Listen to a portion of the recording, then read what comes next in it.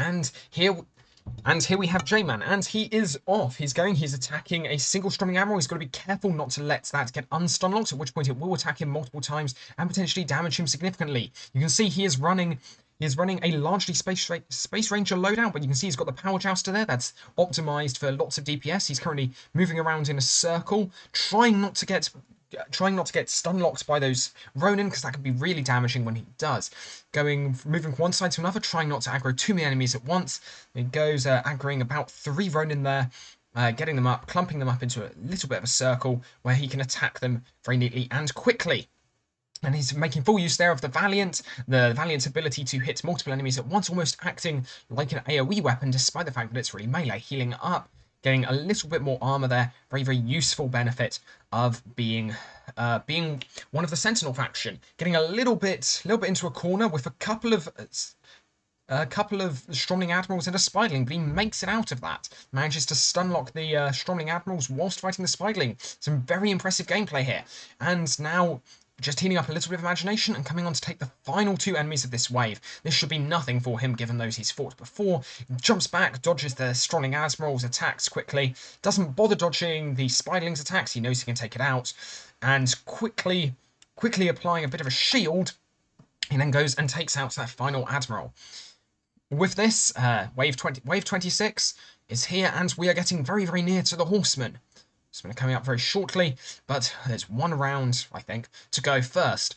And so he comes up, decides to make a start where he's been fighting for most of this game over at the top by back gardens, aggroing both a Horseman and a Stromling Admiral. Manages to stunlock the Horseman, very important because those Horsemen are deadly. They can deal about 9 damage in a single hit if you don't do anything to prevent it.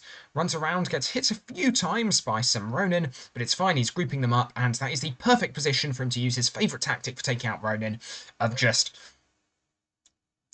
using the power... Is that the Power Jouster?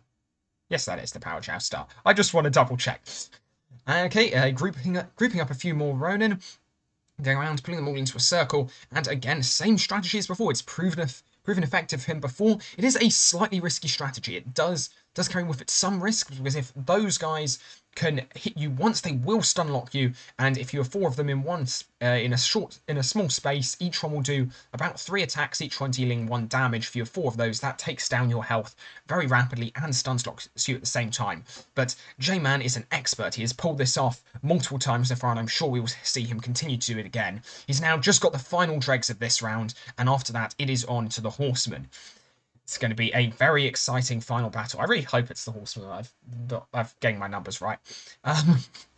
He continues. I think that may have been a small big one usage. Small big one, arguably being an oxymoron. Just 1 enemy left. It's a single Ronin, and he's running over to get it now. Here we are, coming up to more or less the final round.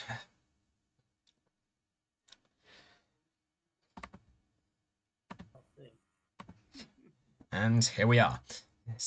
This is where it gets difficult. The 4 Horsemen of the Apocalypse.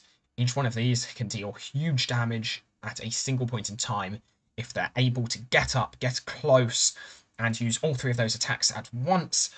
If you get swarmed by multiple, it can be the end. They can knock you down. They can stun lock you. I don't think they can themselves be stun locked as bosses. They certainly shouldn't be able to. I don't know if that's implemented correctly at the moment.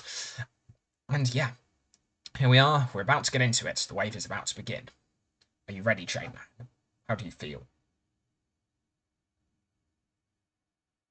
He feels quiet.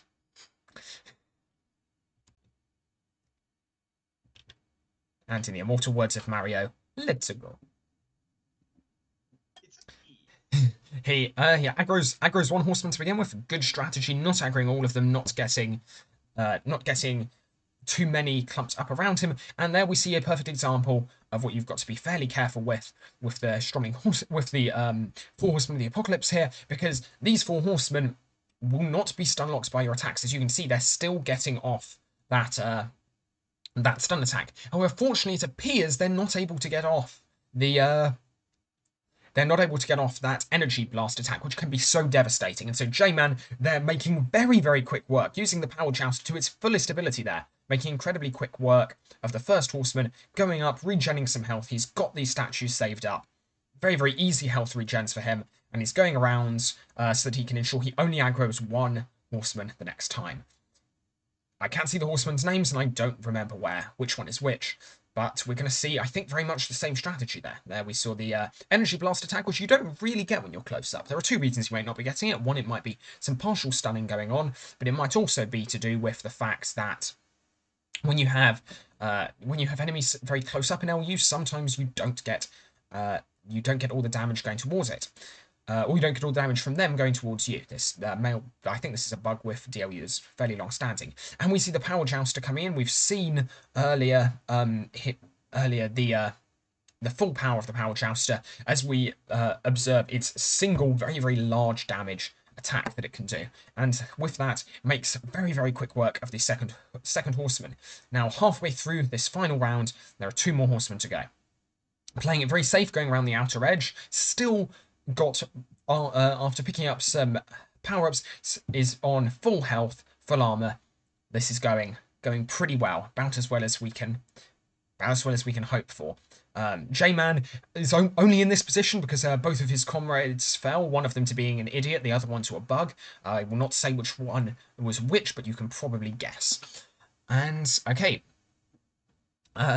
Again, we see the charge attack from the Power Jouster, very, very useful, and at the same time combining Power Jouster with Space Ranger. That's one of the highest DPS Valiants in the game, combined with the loadout, which is one of the best for farming, certainly best for farming bulk enemies. And there we are, we see again the charging into the enemy. Now just going with the melee attacks for DPS. I think that was a big one usage there, which finished off. I saw something coming out of his hand, which was glowing. Seems to be good.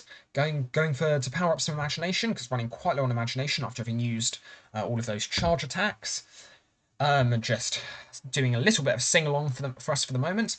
And a Mug of Yo, which is used and then instantly ran forward, so it didn't actually give any benefit, I think. Oh no, not necessarily Mug of Yo. Probably an imagination cup. I'm a bad commentator.